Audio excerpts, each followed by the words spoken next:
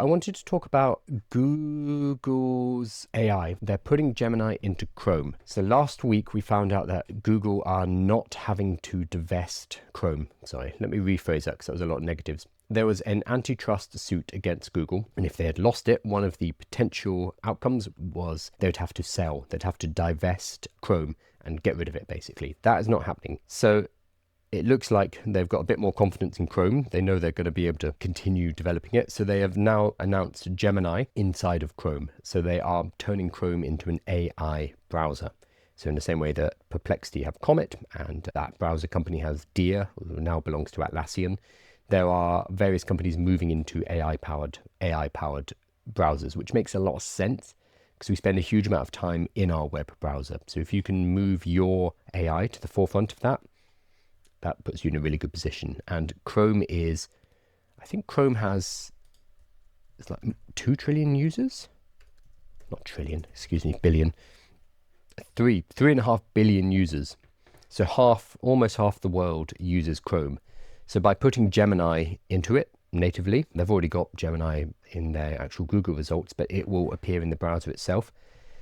Gemini becomes the de facto most used AI on Earth. So I don't know why they've waited this long. I suspect it's got something to do with the divestiture. You wouldn't want to launch this product and then find out, oh, you're not allowed to have Chrome anymore. So a week after being told you don't need to get rid of Chrome, they've said, okay, we're putting AI into Chrome. I'm not going to go through the video because it is, well, it's not a good experience on the live stream. Plus, it's a lot of corporate babble. But what I wanted to show you is actually using one of Google's other products, Google Notebook, which those of you who have used Notebook LM know how amazing it is. But everyone else, they didn't really advertise it, so it's very poorly known. So what I'm going to show you is I'm going to create a new notebook. I'm going to click YouTube. I'm going to paste in the video, and it's going to give me a summary of their video, and I'm able to ask questions. So it's able to read basically YouTube videos and to give you answers from them. So I can say, what are the main features? And it's going to be able to answer that. So it's using Gemini to basically read the video or to watch the video and then provide me with the summary. So summary. The Gemini in Chrome is designed as an AI browsing assistant that is smart, easy to use, and built directly into Chrome.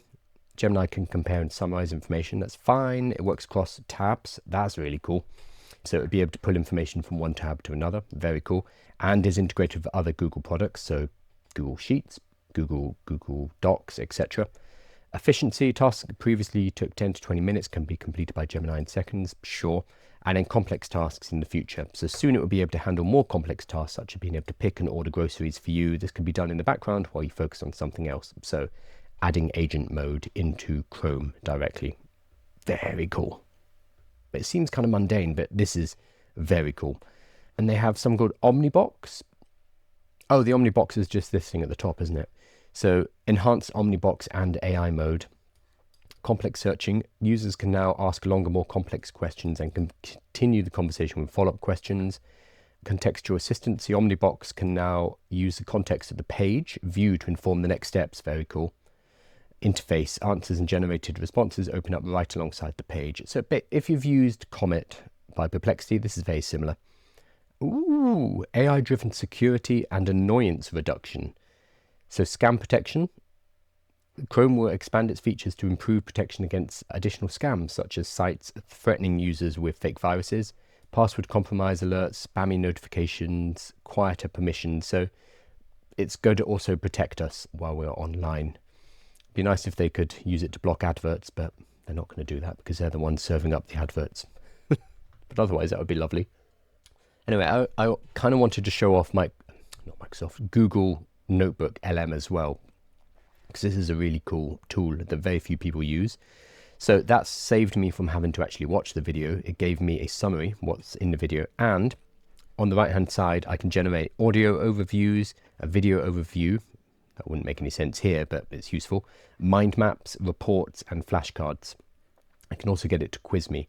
So if you have let's say you're watching Andrej Karpathy's Introduction to Large Language Models, and that's a big, thick 3.5 hour long video, fantastic video. You should watch it. But you could also throw that video into Notebook LM. You could then ask questions of the video. So if there's something that you don't understand, you can ask and Gemini will be able to answer. And you can also get a mind map of it. You can get flashcards. You can get lots of things. In fact, let's go ahead and do it. This is not just a Google demo. It's I genuinely want to show you Notebook because not enough people are using it. And as soon as people use it, they're like, oh, this is a game changer. I'm going to plug that in. So it's probably take a little bit longer because this is a 3.5 hour video. Nope, it is done. So what I can do here is I can click on, let's try a mind map, and I can make a mind map of that 3.5 hour video. And I can also get it to quiz me. You can also get an audio overview, which is basically an AI podcast which has two hosts talking to each other. I did it with some of my own work, which was very bizarre because they talk about me. They're like, and then Kyle went on to say, da, da, da, da, da. It's like, bit weird, but basically it allows you to learn in multiple modalities. Let's have a look at this. Well, that is rubbish. Okay, I'm going to say that is a bad content. It created a very bad mind map. What are you doing to what are you doing to me, Notebook LM? I'm here talking about how great you are, and you did a terrible mind map. Let's see, try the quiz out. Oh, I'd already done that. Anyway, this is mainly because I didn't want to watch that video live on stream, so I wanted to use Notebook LM.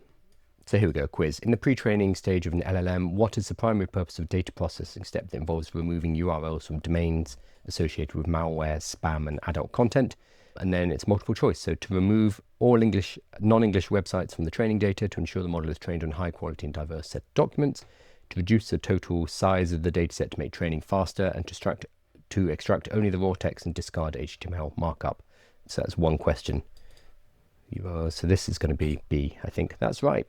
This filtering step, that would have been embarrassing if I got that wrong. This filtering step is part of curating the dataset, and then it goes on to the next question. So it's created 10 questions. You can test your understanding of a particular video. Again, this is such a great example of you could use AI just to create a summary of the video and not watch the 3.5 hour long video, but then you rob yourself of learning. Instead, what you can do is use something like Notebook LM to provide quizzes and study notes, and you can talk to the video and you can deeper your learning. So it's up to you how you use AI. I want to do the quiz now. According to the source, what is the fundamental nature of a base model, the results from the pre-training stage? This one? Yeah, okay. Right, I'm going to stop. I'm not going to do a quiz live on air. As much as I want. That would be a fun live stream. We could do quizzes. Ooh, that's so nerdy. We could do quizzes and have voting. No. Not doing that. That's far too nerdy. Like a pub quiz for AI knowledge? Right. Just checking for questions. Yes, that was Notebook LM. The reason I was showing it was I wanted to get a summary of Google's new announcement about Gemini in Chrome, but then I ended up just showing people how to use Notebook LM because I really like it.